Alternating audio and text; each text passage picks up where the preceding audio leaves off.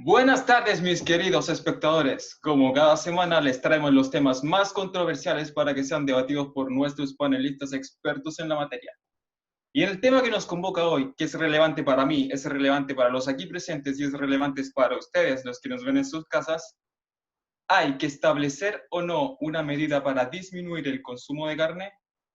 Y para presentar a nuestro panel de expertos, comenzamos con quienes están a favor de implementar medidas, posición en la cual yo también participaré. En primer lugar, tenemos a Víctor Parra, ingeniero ambiental del Instituto de Tecnología de Massachusetts, al igual que yo. ¿Cómo estás, Víctor? Hola, Keno, ¿y tú? Bien, bien, gracias. ¿Recuerdas cuando nos tocó hacer un trabajo junto de expresión oral? Sí, recuerdo bien, buenos momentos. Buenos tiempos. Saludos al profesor Enzo, si es que nos está viendo desde sus casas. Salud. Continuamos con Alan Cifri, connotado economista de la Universidad de Oxford. Nicolás Selman, nutricionista titulado de la Universidad de Sao Paulo. Y en la contraparte tenemos a Rodrigo Lillo, economista de la Universidad de Uganda, Benjamín Ormazábal, experto y doctor en ciencias agropecuarias de la Universidad de Texas, Andrés Castelló, sociólogo de la Universidad de Chile. Y por último, y por no menos importante, a Vicente Cáceres, sociólogo de la Universidad de Stanford. Cada uno de ellos nos mostrará su visión respecto de si establecer o no una medida para disminuir el consumo de carne. Quienes tengan alguna pregunta deberán levantar la mano azul en el Zoom. ¿Te parece si comenzamos contigo, Víctor? Me parece. Bueno, A ver. en primer lugar, el impacto ambiental producido por la demanda humana por el consumo y producción de carne es uno de los que más afecta en la crisis ambiental que vive la humanidad en la actualidad. Esto es debido principalmente por el sector ganadero, el cual contribuye mayoritariamente a la emisión humana de gases invernaderos al medio ambiente. El gas que se emite en mayor cantidad por la producción de carne es el CO2 o el dióxido de carbono, el cual también es arrojado a la atmósfera por la gran cantidad de excremento que se produce en un ganado industrial. Por lo tanto, esta gran emisión de gases invernaderos genera que disminuya la probabilidad de que la radiación solar pueda escapar de la atmósfera terrestre, aumentando aún más el calentamiento global y así todos los efectos que contrae, como el derretimiento de glaciares, olas de calor más fuertes, mayores sequías, entre otros. También como este sector ha ido creciendo de forma notoria en los últimos años, este efecto es mucho mayor. Por otro lado, según la Organización de las Naciones Unidas para la Alimentación y Agricultura, de siglas FAO, el consumo de carne es responsable del 41% de las emisiones de gases de efecto invernadero del ganado. Además, produce 20 veces más emisiones de gases de efecto invernadero que las legumbres, un 18% más que el dióxido de carbono que el sector del transporte. Además, el gasto para producir un kilo de carne es enorme, por el cual se requieren 15.000 litros de agua. Es por esto que es necesario y urgente que se disminuya el consumo y producción de carne a nivel mundial. Esto porque el costo ambiental que tiene asociado es tremendo. No solo porque aumenta la velocidad del cambio climático, sino también porque aumenta y contamina el agua, un recurso que cada vez más precario en nuestro planeta. Para finalizar, decir que en agosto el Panel Intergubernamental de Cambio Climático, el IPCC, que es una organización intergubernamental de las Naciones Unidas, divulgó un informe señalando que hay que cambiar la producción de alimentos, es esencial para salvar el planeta de una posible catástrofe. ¿Alguna pregunta? Yo tengo una duda. Si bien es necesario aplicarlo a nivel global, ¿es posible? Bueno, si bien es difícil, es lograble partiendo por pocos países que lo apliquen. Por ejemplo, en España, en el 2017 logró reducir el consumo de carne en un 5% en comparación al 2016, lo cual supuso un ahorro de aproximadamente de 2 millones de toneladas de CO2 equivalente. Gracias. ¿Alguien más o pasamos al siguiente argumento?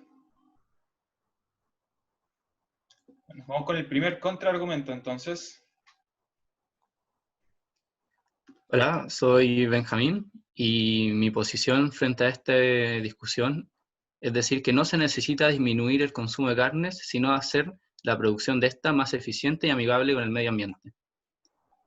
Con esto, el modelo de evaluación ambiental de la ganadería mundial no evalúa la posible mitigación de emisiones derivadas de la reducción del consumo de carnes, sino más bien es una mitigación a raíz de incorporación de nuevas tecnologías en la producción y en la gestión agroecológicas. Para esto hay 3 puntos importantes. El primero es la mejora en la productividad, disminuyendo la intensidad de las emisiones. De esto, la Organización de las Naciones Unidas para la Alimentación y Agricultura, con siglas FAO, estima que mejorando la producción de cría, se puede reducir las emisiones entre un 20 y un 30%. De aquí, la alimentación y la nutrición de los animales es muy importante. Por tanto, se debe mejorar la calidad del alimento que se le entrega, mejorando el tipo de pastizales que se está incorporando, incorporando especies mejoradas como mezclas de granos y leguminosas. Y además se debe hacer un uso estratégico de los suplementos que se les dan a estos animales en la industria ganadera. Otro punto es la salud del animal, ya que mejorando la salud del animal, este se hace mayor productivo y más eficiente, reduciendo de forma importante la emisión de gases invernaderos. Para esto se debe disminuir el impacto de las enfermedades, parásitos y cargas de insectos, ya que con esto se reducirán las pérdidas y la cantidad de animales improductivos que contribuyen a la emisión de gases GI. El segundo punto importante es el secuestro de carbono de la tierra, que esto quiere decir que existen soluciones para restaurar la calidad de los pastizales y aumentar el carbono del suelo. Con esto se piensa hacer un pastoreo equilibrado, es decir, que los animales que pasan un tiempo en una superficie sea de forma controlada, incorporando tecnologías para este hecho, además de manejar los nutrientes que posee la tierra, haciéndola cada vez de manera más óptima y eficiente. Por último, se encuentra la incorporación de la industria ganadera en una economía circular, es decir, que cada proceso, como producto final, entrega una materia que no se puede manejar. Como es esta industria, se debe establecer las plantas de biogás para reciclar el estiércol, por ejemplo. Eso es lo que quería presentar. Muchas gracias. Doy paso a preguntas. Sí, yo tengo una pregunta. ¿No sería mucho mejor considerar el hecho de eliminar el consumo de carne roja en las dietas alimenticias y pasar a algo más vegano o vegetariano? Y, por ejemplo, ocupar todo ese espacio de plantaciones como para alimentación ganadera, para alimentación de las personas. Bueno, para eso es importante ver hacia el futuro, y ya que se estima para 2050 que exista una población alrededor de 9.800 millones de personas, lo cual es una masa de población gigantesca, y va a ser un desafío brutal darle una alimentación balanceada que cumpla con las expectativas de vida del momento. Por consiguiente, la Organización de Naciones Unidas para la Alimentación y Agricultura dicen que de toda la tierra, de las áreas superficial, solo el 70% solo se puede utilizar para el pastoreo de ganadero. O sea, existe un 30% de margen que es para plantación de hortalizas y frutales, lo cual no será suficiente para mantener una población del futuro. Muchas gracias. ¿Hay más preguntas? Al parecer no. Ahora voy a dar yo el segundo argumento de los que estamos a favor de implementar una medida. Y para esto voy a tomar el punto que dijo Benjamín acerca de la bioenergía, ya que a mi parecer esta no representa la respuesta. Revisé el informe del Grupo Intergubernamental de Expertos sobre el Cambio Climático, en el que se advirtió que se debía mantener estable el alza de las temperaturas globales, que ya está por 1.5 grados Celsius por encima de los niveles preindustriales. Requeriría eliminar el dióxido de carbono en la atmósfera, y para esto sería necesario utilizar las técnicas de la bioenergía como captura y almacenamiento de carbono para aprovechar al máximo todos los residuos que se generan día a día. ¿No es verdad? El problema recae en que la biomasa propia de la ganadería se usa para generar la bioenergía, libera enormes cantidades de metano a la atmósfera, siendo tremendamente perjudicial para el efecto invernadero y, en consecuencia, el cambio climático. También cabe destacar que, si se quisiera aprovechar otro tipo de biomasas menos contaminantes, como las provenientes de la agricultura, se necesitaría aumentar considerablemente la demanda de la conversión de tierras. Esto sería necesario ya que queremos un cambio que sea rápido. El mundo tendría que convertir 7.2 millones de kilómetros cuadrados, el 45% de las tierras de cultivo del planeta, en cultivos de bioenergía para mantener las temperaturas globales en 1.5 grados Celsius y que no sigan aumentando. De aquí debo decir que, para evitar los peores efectos del cambio climático, los humanos deben dejar de convertir la tierra y destruir el suelo con fertilizantes y talar árboles. Ya tenemos suficientes tierras de cultivo para alimentar a la población mundial. ¿Pero qué es lo que sucede? Utilizamos cerca del 80% de los mismos cultivos para alimentar al ganado de la industria ganadera. La producción de alimentos utiliza el 34% de las tierras de todo el mundo y contribuye hasta un 75% de la deforestación. Incrementar la producción de la bioenergía mediante el uso de fertilizantes y riego podría erosionar el suelo aumentando la escasez de agua y amenazar la seguridad alimentaria. ¿Alguna pregunta?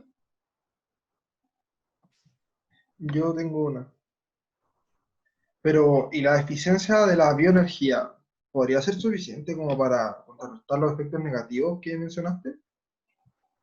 No, de ninguna manera. La biomasa por sí sola tiene una eficiencia que es muy baja, ya que es poco volátil. De hecho, gracias por mencionar este punto, que es muy importante. Para que la biomasa pueda ser quemada y generar energía, se debe mezclar con distintos componentes inflamables, que también contribuyen con el efecto invernadero, haciéndole una opción menos viable aún. Por esto digo que es más fácil dejar o disminuir el consumo de carnes y su producción a aprovechar sus residuos. Muchas gracias. Mi nombre es Rodrigo y daré el próximo argumento en contra centrado en el impacto de la intervención en el mercado. Bueno, con el fin de determinar el impacto que traen estas medidas sobre la economía, podría ser beneficioso realizar un análisis local que podría significar la implementación de esta medida. Y aunque, bueno, el grado de validez varía de país a país de acuerdo con su economía, los principios de este argumento son bastante generales para sostenerlos de una manera general. Bueno, debido a la disminución que significaría el consumo de carne si estas medidas fueran implementadas, estas traerían consigo, como es de esperarse, una disminución en la compra de este producto, por la que las empresas se verían obligadas a limitar la producción en proporción al monto máximo establecido por esta nueva legislación. Esta baja en la producción provocaría los despidos del personal con el fin de reajustar los gastos de mantención y de reajustar la producción. Y bueno, de acuerdo a cifras de la Oficina de Estudios y Políticas Agrarias, la industria cuenta actualmente con 120.000 productores de carne a nivel nacional, mientras que en el sitio web de Suspesca indica un total de 26.500 de puestos de trabajo generados por esta actividad. Ambas de estas cifras se verían afectadas por la reducción del consumo de carne, de modo que, como puede esperarse, con seguridad, un aumento de la tasa de desempleo seguirá de acuerdo con esto. Además, en este periodo de transición es probable que sufra un efecto colateral en la economía, con otras actividades relacionadas con el consumo de carne, como podría ser su transporte en el comercio a lo largo del país. ¿Alguna pregunta? Yo tengo una pregunta y quería preguntarte si la pérdida de empleos no sería una consecuencia necesaria para un cambio positivo. Bueno, a lo largo de la historia se han dado muchos casos en los que las transiciones a nuevas tecnologías han llevado a muchos desempleos. Supongo que uno debería primero establecer el impacto total que podrían establecer estas medidas para adelantarse a los impactos negativos que podrían tener. Sin embargo, también hay que tener en cuenta que esto llevaría a la pérdida de un sector económico importante dentro de una industria que podría ser como la chilena o la argentina. Muchas gracias.